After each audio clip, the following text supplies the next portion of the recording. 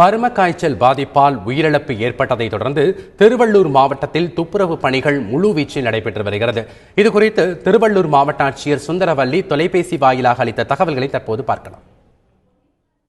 இன்னைக்கு 29/8/2016 இருந்து 2 செப்டம்பர் 2016 வரைக்கும் திருவள்ளூர் மாவட்டத்துல 526 ஊராட்சி, 5 நகராட்சி, 10 பேரூராட்சிகள்ல இந்த தூய்மை பணி, அதாவது மாஸ் கிளீனிங் ஆக்டிவிட்டிஸ் நடக்குது. இதுல பாத்தீங்கன்னா கிட்டத்தட்ட 8420 பணியாளர்கள் வச்சு இதை ஒர்க் பண்ணிட்டு இருக்கோம்.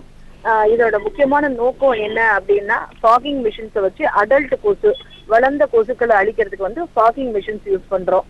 அது காலை வேளையில ஈவினிங்லயும் பாத்தீங்கன்னா ஹெவி ஃபாகிங் பண்ணி அத வளர்ந்த கொசுக்களை அழிக்கிறதுக்கான நடவடிக்கைகள் மேற்கொள்ளப்பட்டு வருகிறது.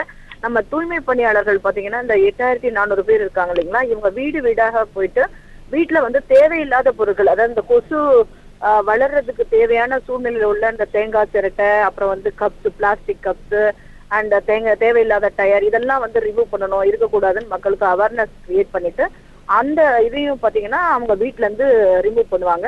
மோரோவர் டெங்கு அவேர்னஸ் கிரியேட் பண்றாங்க. மெடிக்கல் டீம் பாத்தீங்கன்னா 14 ஹாஸ்பிட்டல் ஆன் வெஹிக்கிள் இருக்கு, 28 மொபைல் டீம்ஸ் இருக்காங்க. கிட்டத்தட்ட 10க்கும் மேற்பட்ட பூச்சியல் வல்லுநர்கள் ஃபீல்ட்ல வேலை பார்த்திருக்காங்க.